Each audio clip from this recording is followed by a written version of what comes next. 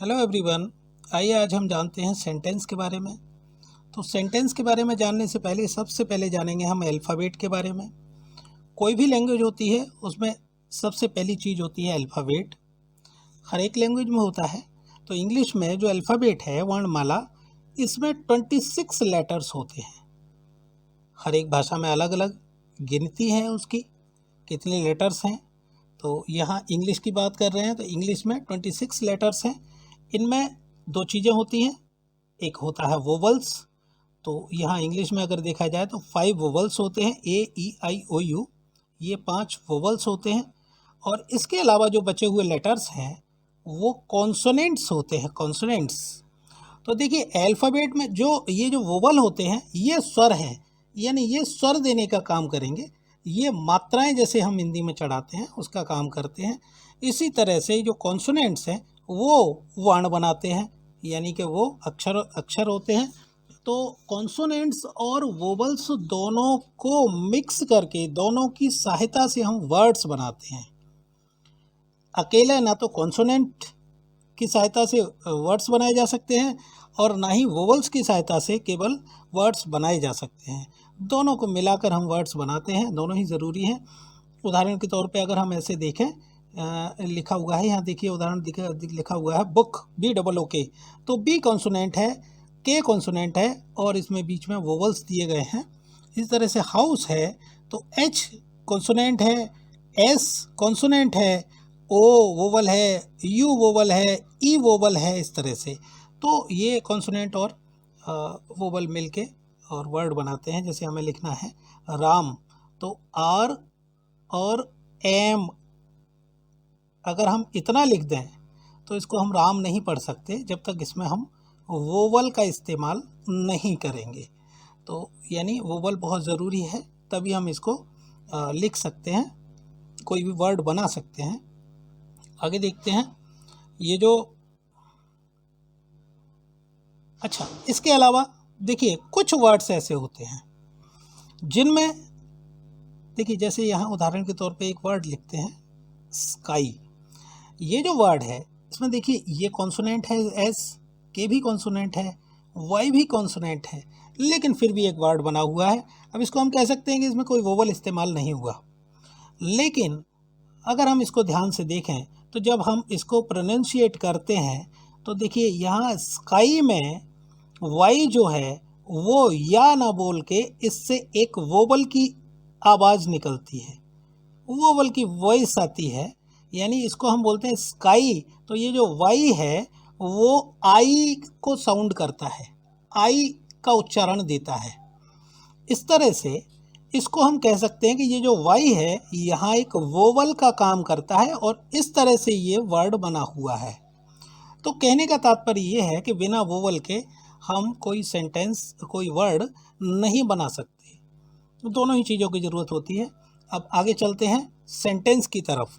तो ये जो वर्ड्स हैं, वर्ड्स को इकट्ठा करके, कई वर्ड्स को जोड़कर हम एक सेंटेंस बनाते हैं। देखें कैसे, यहाँ लिखा हुआ है उदाहरण के तौर पर देखिए, birds fly in the sky. यहाँ देखिए एक वर्ड है बर्ड्स, दूसरा है फ्लाई, तीसरा है इन द स्काई। ये 5 शब्द हैं। 5 वर्ड्स को मिलाकर एक सेंटेंस बनाया गया है और इन 5 वर्ड्स को मिलाकर ये जो सेंटेंस बना है इसका एक कंप्लीट मतलब भी निकलता है। Birds fly in the sky, पक्षी आकाश में उड़ते हैं।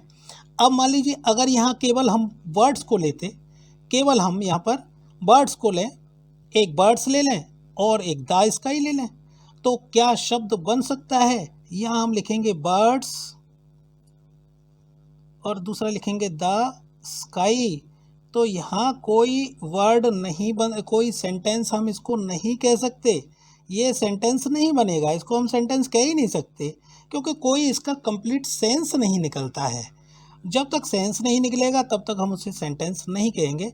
इसलिए ऐसा ऐसा समूह, वर्ड्स का ऐसा समूह जिसका एक कंप्लीट सेंस निकलता हो। देखिए यहाँ एक डेफिनेशन इसकी दी हुई है, a group of words which makes a complete sense is called a sentence.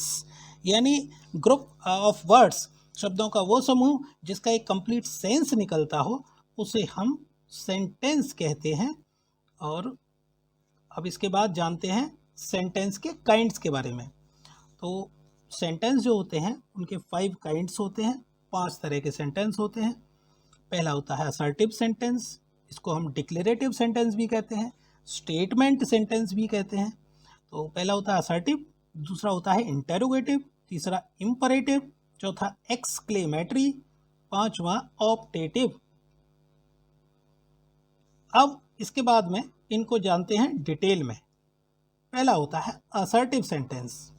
Assertive sentence जिसको हम कहते हैं स्टेटमेंट सेंटेंस यानी कथनात्मक वाक्य।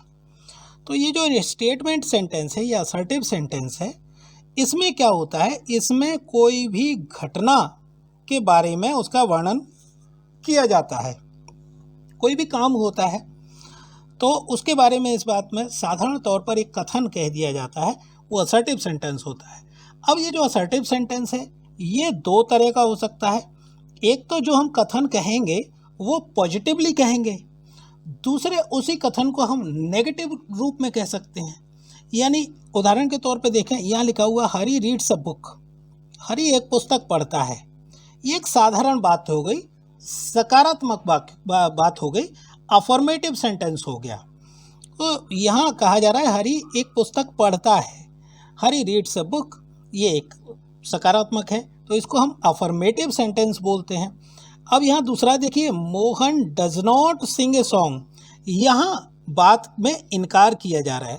Mohan does not sing a song यानी ये नेगेटिविटी दिखाई जा रही है। मोहन गाना नहीं गाता है, मोहन गाना नहीं गाता है, ये जो नहीं गाता है यानी नकारात्मक जो बात कही जा रही है, इसलिए इसको हम यहाँ पर कहेंगे इसको नेगेटिव सेंटेंस। लेकिन दोनों ही नेगेटिव और अफर्मेटिव दोनों ही इंक्लूड होते हैं असर्टिव में। असर्टिव के ही 2 पार्ट हैं, और एक को अफर्मेटिव बोलते हैं हम, दूसरे को नेगेटिव बोलते हैं। इसी तरह से आगे और उदाहरण दिए हैं, कमला इज इल, ये पॉजिटिव हो गया यानी अफर्मेटिव हो गया, और राम इज़ नॉट प्रेजेंट, यहाँ नेगेटिव वर्ड यानी नॉट लगा हुआ है, इसलिए इसको हम नेगेटिव सेंटेंस में रखेंगे। ध्यान रखेंगे असर्टिव सेंटेंस के लास्ट में फुल स्टॉप का यूज़ होता है। आइए दूसरे सेंटेंस के बारे में जानते हैं।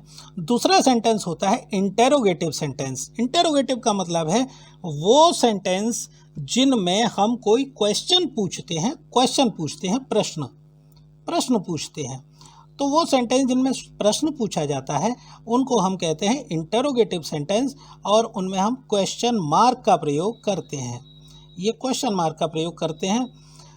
देखिए उदाहरण के तौर पर यहाँ लिखा हुआ are you going to school, क्या तुम स्कूल जा रहे हो, यह एक प्रश्न पूछा जा रहा है, are you going to school, और लास्ट में क्वेश्चन मार्क लगा हुआ है।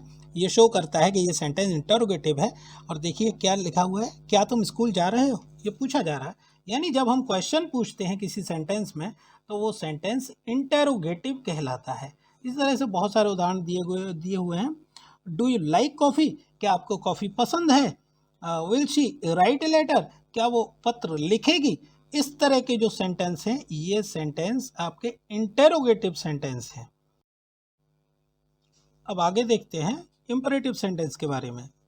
इंपरेटिव सेंटेंस, इसमें क्या होता है, इन सेंटेंसेस में या तो आज्ञा दी जाती है, प्रार्थना की जाती है, सलाह दी जाती है, प्रस्ताव रखा जाता है।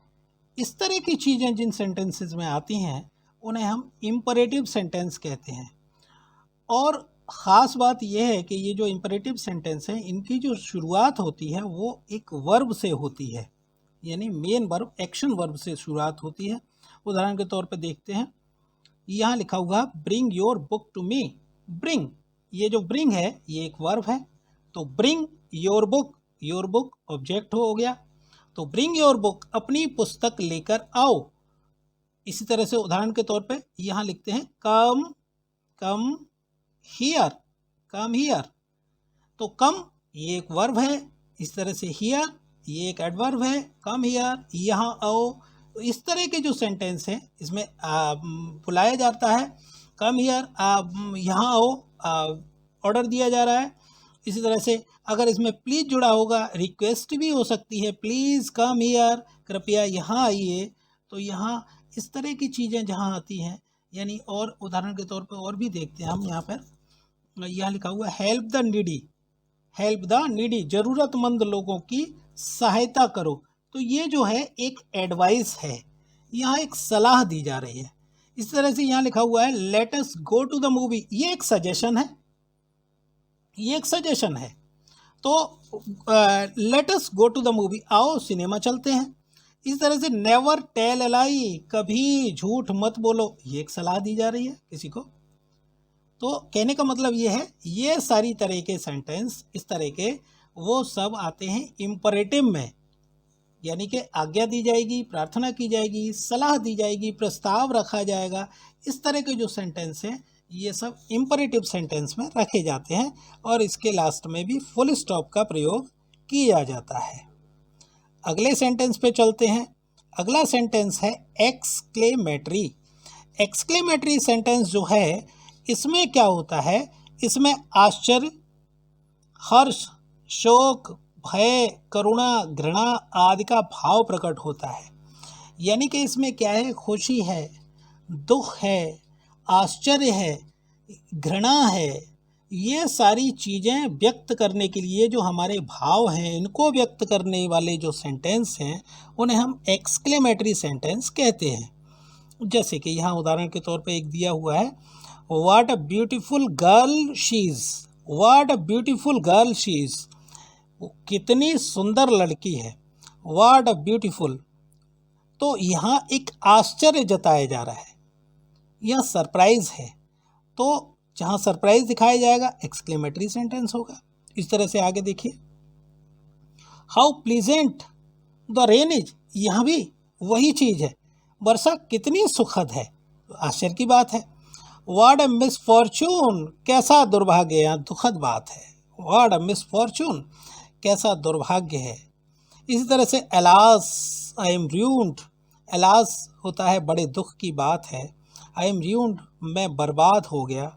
तो ये जो सेंटेंस है इसमें दुख दिखाया जा रहा है बहुत ज़्यादा कि मैं बर्बाद हो गया।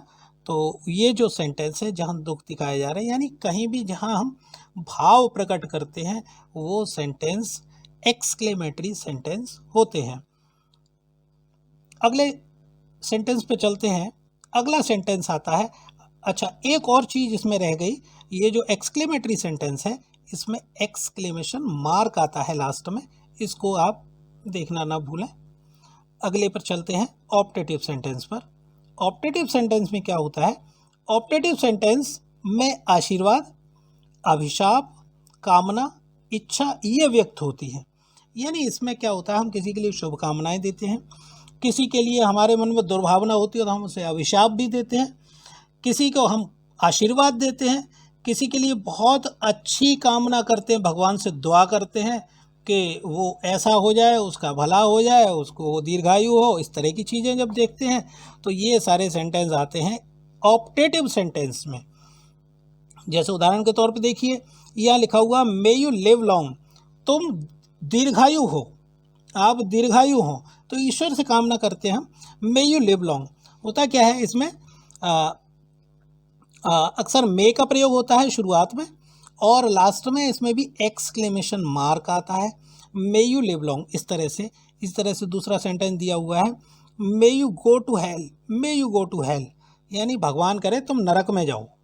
इस तरह के सेंटेंस, या सेंटेंस होता है may God bless you, may God bless you, may God bless you, भगवान तुम्हें तरक्की दे, मे गॉड ब्लेस यू। तो इस तरह के जो सेंटेंस हैं ये सब एक्सक्लेमेटरी ऑप्टेटिव सेंटेंस में आते हैं।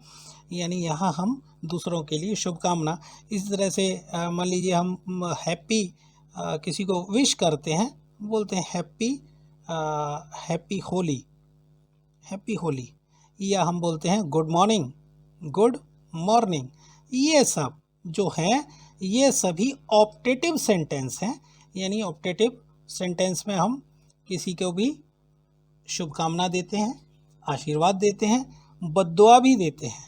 ये सारी की सारी चीज़ें ऑप्टेटिव सेंटेंस में आती हैं। तो उम्मीद है कि आप लोगों को ये काइंड्स ऑफ सेंटेंस समझ में आए होंगे और इसी के अकॉर्डिंग आप इनको एक बार, दो बार, चार बार वीडियो को बहुत अच्छे से देखें और समझने की कोशिश करें। और अगर कोई आपकी प्रॉब्लम हो तो आप नीचे कमेंट बॉक्स में कमेंट करके पूछ सकते हैं। जो चीज़ ना समझ में आए फिर से अगले वीडियो में एक्सप्लेन की जाएगी। धन्यवाद।